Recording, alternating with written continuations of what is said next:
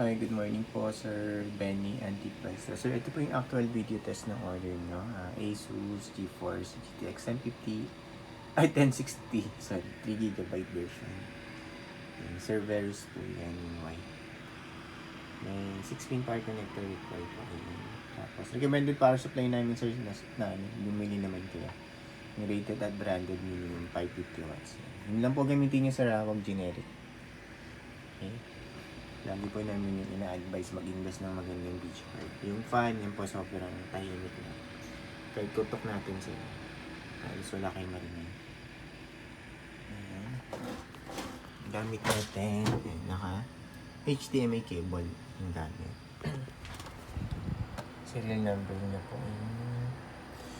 So, naglagay kami dyan ng warranty sticker. Bawal po alisin. Yan, dalawa po yan. Para hindi po ma-void yung warranty. Pag may any issue po, message nyo lang po kami agad. Huwag nyo pong buksan yung video card or alisin yung warranty sticker namin para hindi po ma-void yung warranty.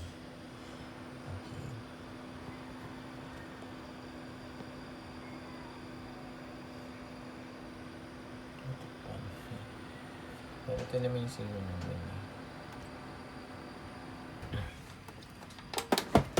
Ito po yung per mark test. Ayan, time running niya. Ayan, 2 minutes, 50 per second siya running sa per mark. Ayan yung reading niya. Ito reading ng MSI Afterburner. Tapos yung graph. Napaka straight and stable lang, sir. Smooth lang siya. Buong screen, wala pong kahit na anong issue, walang random restart or random shutdown, walang hang and freeze, wala din pong BSOD or cartridge display na lumalabas. Napaka smooth and stable na po, guaranteed namin yan, sir. Wala kayong magiging problem.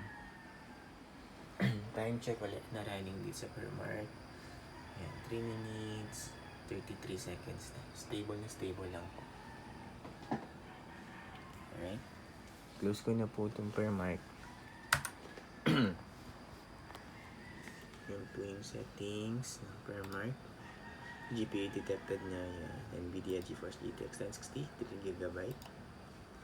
Close ko na po yan. Full details and specs sa GPU-Z. Yan po.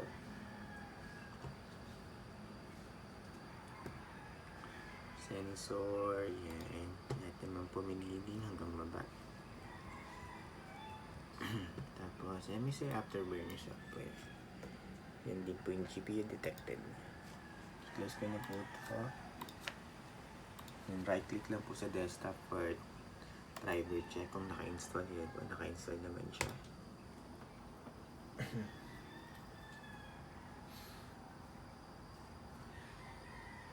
Yan. Wala pong problema sa driver. Naka-install po yan. Yan, system information, click lang natin yung driver. Alright. Ay, paano na wala pala tayong internet? Sir, wala kami internet for Sir Benny Antipuesto, yung time and dates hindi natin mabibase sa internet. Wala internet ngayon, pero ito lang po sa PC na lang. 5:59 AM, Friday, March 13, 2026. Yan po yung current date and time natin. Real time before po namin i-ship. At wala lang kami sa internet. Hindi natin ma-check online.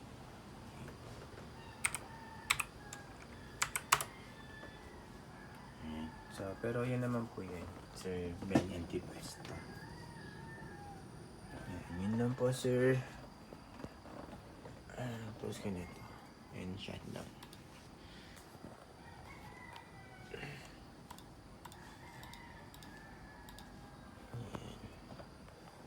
Sir, ayan yung fan niya. Nag-stop siya. Kunyari, ito sa shutting down. Pero nag-stop yung fan niya. Kasi wala na tayo activity sa video card. Ito ba ito i-cancel? Shutdown. Namatay na siya. Pero, pag nag-internet lang kayo or browsing, nanonood ng YouTube, movies, yung fan niya is naka-stop lang po. Idle, stop. Huwag kayong magtakot. Working po yan. Smart fan po yung tawag doon. Pero pag nag-gaming na uli kayo, ikot siya. Para hindi siya nalalas pag yung fan niya. So, nothing to worry. Hindi po yung sira. Smart feature lang po yung video kayo. Okay po, Sir Ben Antipuesto. Yun na po. Thank you. Bye. Ay, teka. yung serial number ulit. Pakita ko. Yan, yung warranty sticker, sir. Ulitin ko lang, bawal alisin or buksan yung video card. May warranty po kayo sa amin. Pag may any issue, message nyo lang po kami, sir. Huwag niyo pong alisin para hindi ma-void yung warranty.